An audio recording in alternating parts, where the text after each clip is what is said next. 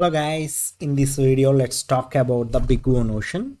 Basically I'm going to cover what is BigONotation, and later I would like to show you the chart, and secondly I would like to talk about the all complexity in detail. Thirdly I talk about the data structure complexity and the sorting algorithms complexity. First of all, what is BigONotation? BigONotation is a mathematical notation used in computer science to describe the performance or complexity of an algorithm. It provides upper bound on growth rate of the running time on algorithm in terms of size of input. So that's true. If you have what is the input of the size, you need to calculate your time and space complexity. So BigONotation is usefully for analyzing the efficiency, scalability of algorithms without being overly concerned with the specific details hardware, compiler, programming language. And here is the chart, BigO complexity chart. Here common data structure operations, elements and operations here. So here first of all, and excellent, good, fair, bad, horribly. Basically O1 and O log on, and these two are excellent, and it's coming in and good as well. ON is coming fair, and ON log on is coming in bad, and horrible is coming in remaining all quadratic and exponential time and operations. All this this is the chart, and you can take a snapshot about this. You can understand thoroughly what is what, and then I will go for another one. So actually in the chart, and I explained O1 is the constant type, and the computation for 10 elements and 100 elements, and the computation for 1000 elements. But in each constant is one element. That's what is excellent or good. And O log on, logarithmic, that means in 3 is the complexity, and 6 is the 1000 elements, and 9 is the 100 elements or 1000 elements. ON is the linear, so 10, 100 and 1000. ON log on is the 30, 600 and 9000, and the quadratic is 100 and 100,000, and exponential is 1024, and 1 point e exponential is coming in after plus 301.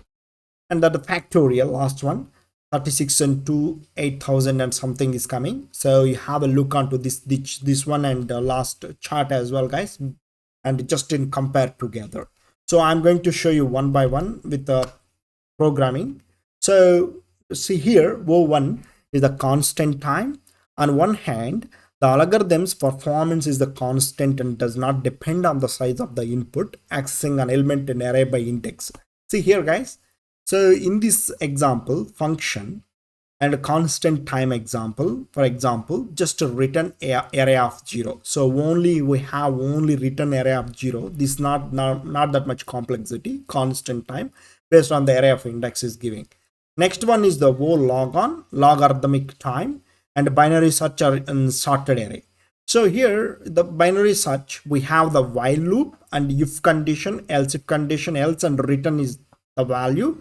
So based on that, the complexity, the running time grows logarithmically as the size of the input increases based on the size of the input size, and based on that in logarithmic time of the complexity. Next one is the ON linear time. This one is the running time grows linearly with the size of the input. For example, iterating through on. So here is the iterating through for loop, let element of array and console dot element. So iterating through or linked list or iterating through, that's the one is a linear time of example. One iteration is coming under that complexity. And next one is ON log on, linear arithmetic time, common in efficient sorting algorithms like merge sort or heap sort. Here I done the merge sort. In merge sort here, here we can take it in few things, like you can keep in mind math.floor and left and right, and merge return. Here I wrote in this function is the return merge, and the next function, the merge I am calling over here, and left and right I'm taking. Here I'm writing in the while and return this value. So based on this complexity, that's what it's going to linear arithmetic time complexity, ON log on. It is taking in a little bit time on about this, but the elements is loading. So next is going for the quadratic time. This is the bad very bad.